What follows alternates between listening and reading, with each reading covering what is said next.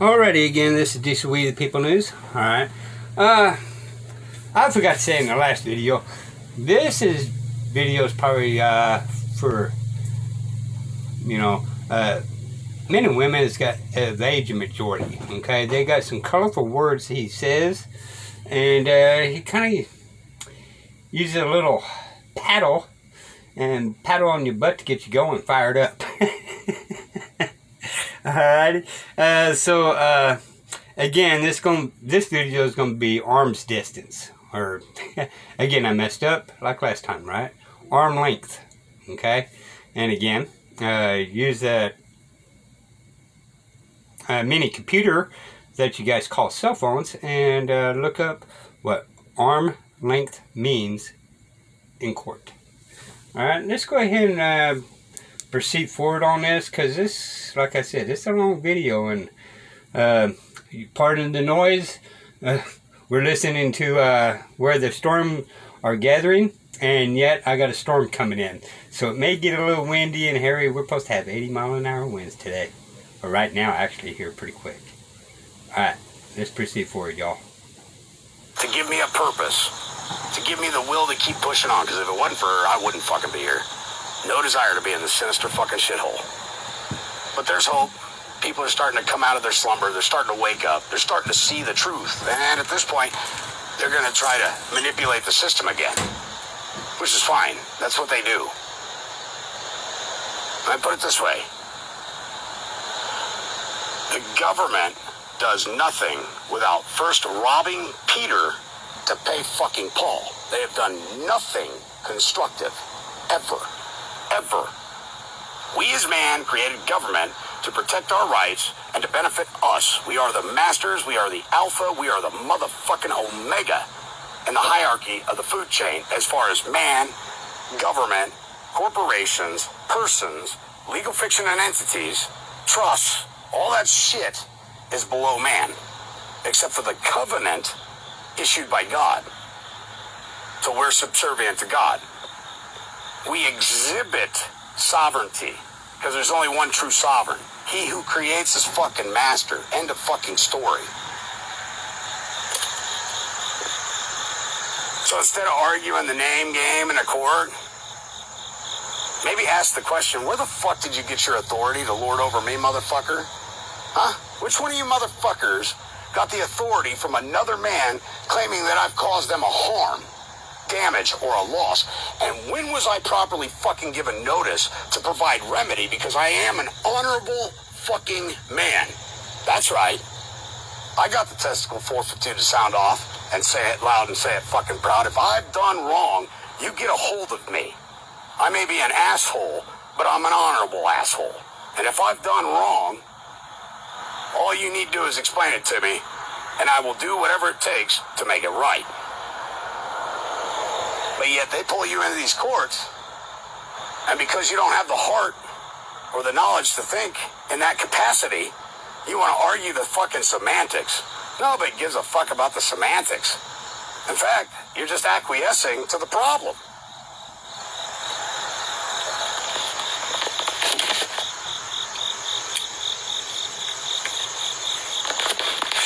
Title 18, subsection 8. All obligations are obligations of the United States. In 1935, the U.S. Supreme Court. In 1935, the U.S. Supreme Court came out and got on the politicians' asses and said, "Look, what you motherfuckers did in 33. Woo. Yeah, that's blatant fucking treason. That's robbery upon the shore. You engaged in open theft of the people's wherewithal. You took something of value and you have provided no remedy. And because you provided no remedy, you essentially cast all the people into peonage while openly engaging in slave trade and theft by taking."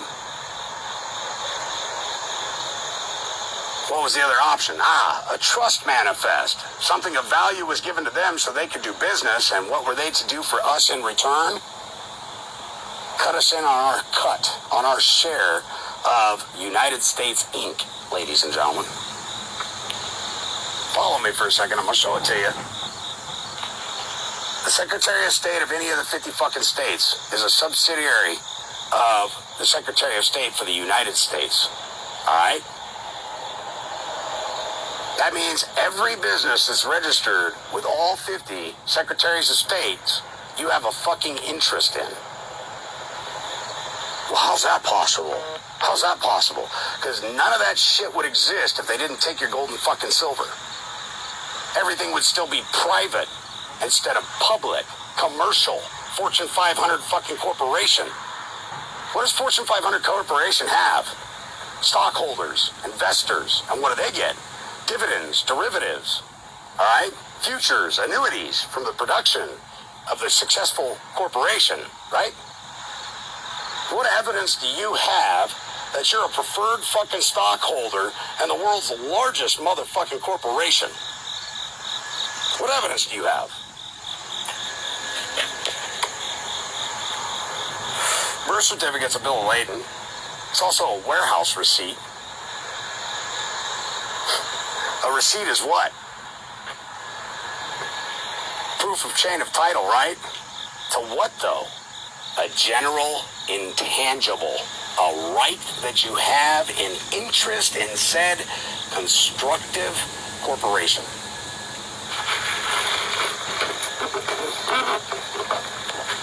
Everybody says, oh, how do we get the pot of gold? You are the motherfucking pot of gold.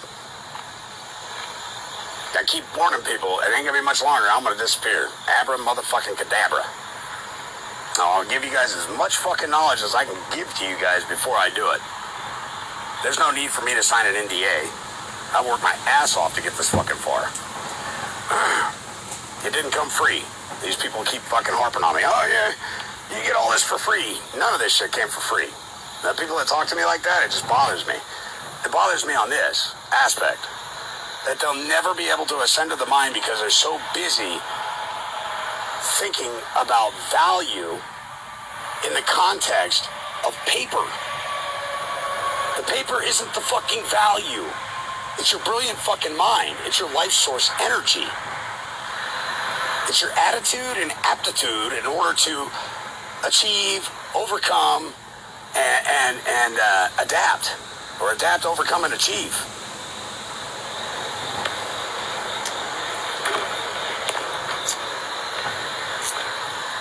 You know, there's this thing I read about. It's called the rods of God. God put the government on the earth. You read the Bible, it says that. God put the government on the earth. And then I started reading about the rods of God. Why he would allow evil to manifest. And it was to lead us back home. To shake our conscience. Because he gave us free will. And free will means we have a right to choose.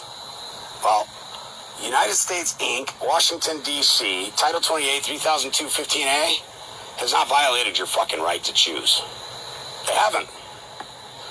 Because, for example, I can be in any lobby at any hotel and ask people, hey, where's the law that says that we have to pay taxes? And they go, oh, well, everybody knows you have to pay taxes. Man, what are you, one of them sovereign citizens? And I'm like, no, I'm just asking a question. I mean, has anybody ever shown you the law? Well, Derek, everybody knows. No, everybody presumes and motherfucking assumes is what they're doing. That's dangerous. Walk into a gas plant and just presume and assume that it's a water plant while you're smoking a cigarette. Let me know how well that works out for you. And then want to cry because you fucking got blown up. Got third-degree burns on your pecker. Well, fuck. All you had to do was stop and read. Because they literally put it out there in their publications before the entire fucking world. They tell us all exactly what they've done, exactly how it was constructed. And yes, they use a manipulation of language in order to explain it. Because in their grand scheme of education, they limited you. They capped everybody at about a 5th grade reading level. And I'm telling you, all through school I got F's. Not because I wasn't intelligent. Not because I couldn't fucking do the work or comprehend things. And I just didn't feel the need to apply myself. It was mundane. It was fucking ridiculous. And I didn't see anything good from coming out of going to an educational program. That's what it is. Like television. It's a television programming box to program your mind to think a certain way and limit you to that of a mental capacity of about a 13-year-old child. All the newspapers throughout the world are written at a 5th grade fucking level. You think that's an accident? You think that's just a coincidence?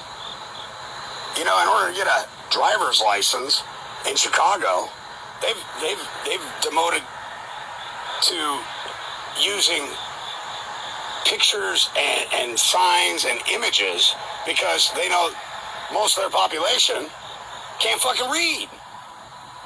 There's that equal protection of the law thing that comes in there. You go, well, fuck, can't read, so I gotta give them fucking picture books. What does this 8-sided symbol convey to you? Oh, that means stop. Do you know what it's called? No, I just know that means stop. It's an octagon, right? But if you read in Illinois, their DMV manual and shit, you'll see it's just littered with pictures. Littered with pictures and graphs and all this shit. Versus in Nebraska, it's all fucking words. There ain't no fucking pictures in that fucking book. At least there wasn't when I was younger. All words. They're intentionally dumbing down people so they can keep the same scheme and scam going on. And the people that learn this have awesome fucking lives. But you gotta give up the idea of physical possessions. And that's a tough one to overcome. People, oh, don't you want nice shit? Look, I get to utilize nice shit all the time. All the fucking time. I just don't post it on here. Because it's not worth it. It gives the wrong image. People get a hold of me and they go, oh, can you show me how to get a free car? Why? You'll lose it in fucking 30 days, 60 days, 90 days. You'll lose it.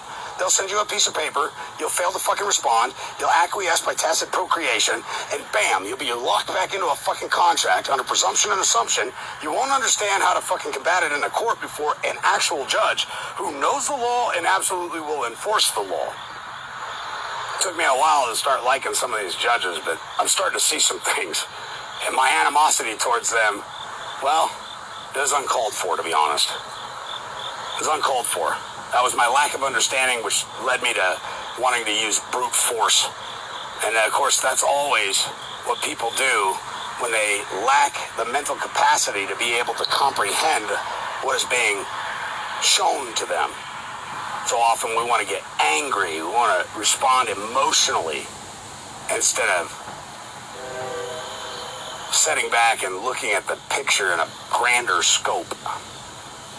There's been a couple men who allege to be or purport to be judges, including women, that have sat on that bench and they have told me things, and only in hindsight, after thinking about it for like 6 fucking months and reading do I realize what they're showing me. And I'm like, damn, I was a fucking asshole. Fuck, they're looking at me like an infant crying for his bottle. Whine, whine, whine, bitch, bitch, bitch, bitch, bitch. And then, oh, here comes tough guy again. In reality, they actually gave me the fucking answer sitting right on the fucking bench. But my blind anger and emotions of hatred towards these people for taking advantage of others wouldn't let me see what they were showing me while they were sitting there right in the fucking courtroom. Peanut gallery full of fucking people. And they were giving me remedy, and I couldn't fucking see it because I wanted to be right about something. I wanted them to acknowledge the way I say it. Fuck the way you say it. In your negative, dispositive statements. Yeah, write it down. Dispositive statements.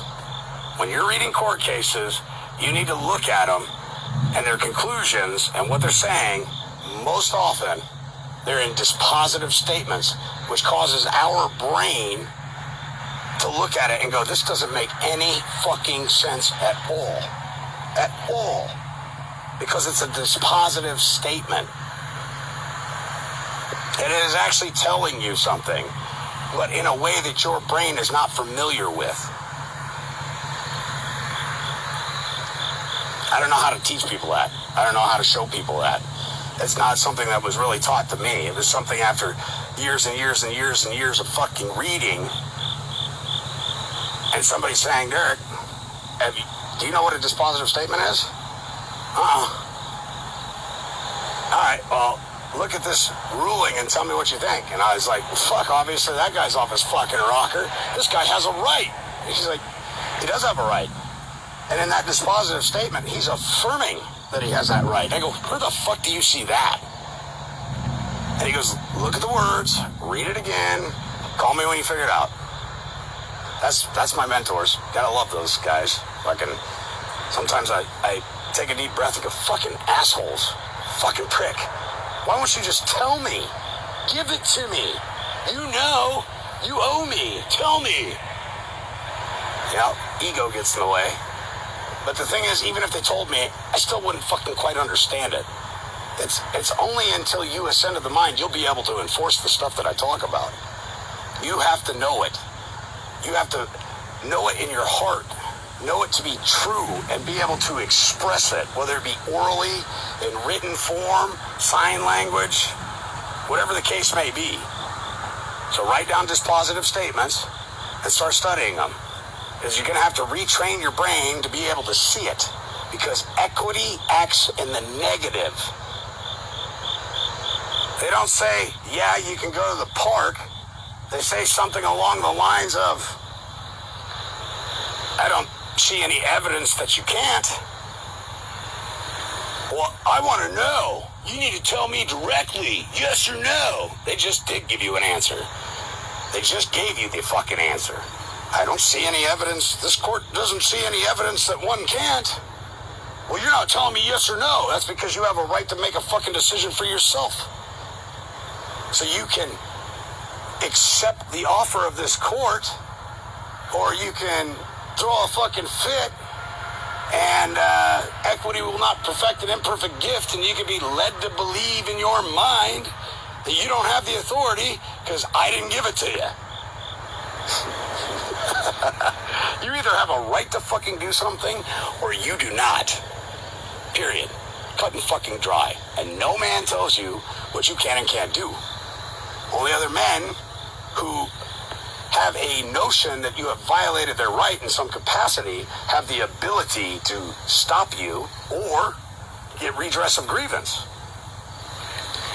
That's why the 4th, 5th, and 6th Amendment and 1st Amendment are so important. And then, of course, everybody forgets about 8, 9, and 10. You don't ever hear anybody talk about 8, 9, and 10.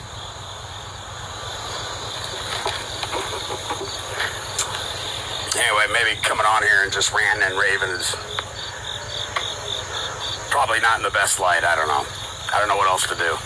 I was reading through some questions and inquiries that are being sent my way.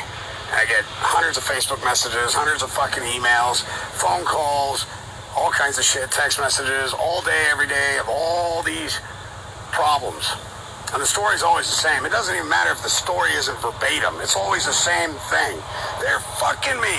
They're fucking me. And I keep telling people, when I finally started to ascend to the mind, is when I woke up one day, fucking from a dead sleep, sat up in the middle of fucking night, jumped out of bed, went to the mirror and looked in the fucking mirror and realized I'm the problem. It's not them. It's me. Holy fuck me running. The whole time, the answer was me. Not anybody else. Not pointing a finger at everybody else going, oh, it's all their fault. Not their fault. My way of thinking. Not knowing how to stand for what is right, true, correct, with authority. And comprehending where that authority comes from. For all you guys with the fucking traffic issues of fucking registering your automobile, do me a favor. No. Fuck me. Do yourself a favor. Just look at the judge and the prosecutor. I want you to put it in fucking writing too. All right? Is an interrogatory. Not an interlocutory appeal. Interrogatories. It's a question. I want you to formulate it for the judge and the prosecutor. 2 separate pieces of fucking paper. And ask them if either one of them, in their official capacity or in their personal capacity or in their professional capacity, assuming full criminal, professional, and civil liability, can order you to contract with the DMV. Watch what happens. Just watch what happens. Now, the judge is probably going to respond to you in a dispositive statement, which will lead you to believe that he hasn't given you an answer, so you're in limbo, you don't really know. And of course, the prosecutor's going to say, absolutely you have to. Let me remind you something. The judge is allowed to lie to you. Prosecutor's definitely a motherfucking liar. I can prove that lawyers are liars. How? Because they breathe, and when they flap them fucking gums, they're lying. Alright? Had that argument with the judge one time. He was fucking tickled pink, laughing his ass off the bench, yet still trying to keep his composure. So, you know, things didn't get too far out of hand with me. You let me have too many George Carlin moments in the fucking peanut gallery, it starts to expand immensely. People just want, you know, people come to the court cases that I have going on for one thing and one thing only. They want to see the crash. Same reason they go to fucking watch NASCAR. They want to see a crash happen. Nobody goes to NASCAR to watch 400 fucking cars go round and round and round 400 fucking laps successfully. Everybody's there to watch when somebody fucking spills, burns, crashes, fucking. That's why people go to NASCAR. They want to see the carnage. You give a fuck who takes first place going round and round and round, watching like a dog in a fucking living room, chasing his fucking tail. Who gives a shit about that? Nobody.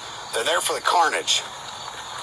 Same reason people come to the courtroom to watch me. They want to see me get stabbed, batoned, pepper sprayed, tased, and fucking hauled off in cuffs. Ha ha! See? Y'all better listen to your masters. You'll end up like that guy who thought he knew something. So many spectators have come into courts and watched me do what I do. And some of them actually fucking have this putrid, vile hatred for me. And when I walk out of the courtroom, they're fucking pissed, looking at everybody going, yeah, he's just so slick with the way he talks, and he's a manipulator, and blah, blah, blah, blah, blah, blah. And they never understand the conversation that actually happened between me and the man sitting on the bench. They never get it. They miss it in its entirety. The poignant points, the sound doctrines, the principles utilized, even though I'm a complete asshole when I do it, which isn't necessarily equitable. But only a belligerent has fucking rights, ladies and gentlemen. Only a belligerent's rights are recognized. So if you fight with conviction,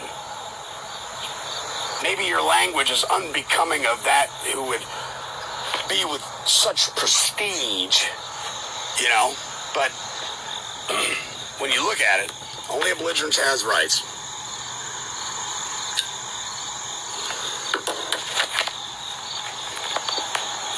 Real simple stuff, guys. Real fucking simple. It's so simple, it's elementary. And the reason it's hard for you to see it is your indoctrination. You can't pay anything. So stop using the word I paid. It's like calling a woman a C word. You probably end up with no teeth left and your dick in the dirt if you keep on using the C word with everybody. Alright? It's like the word you. It's an accusatory thing. Walk into a military bar and go, you, and see if somebody doesn't knock your dick in the dirt and oblige you. You is accusatory. Alright? Alrighty. See why you have to be an age of majority to handle this? I don't know, people. Now you see why I say arm's length. Alrighty. Never look straight forward. Always look around you to be able to protect yourself by any means necessary, people. Okay? You got to think outside the box, and sometimes somebody needs to give you a good old-fashioned whooping. Alright. Till next time, y'all. Bye.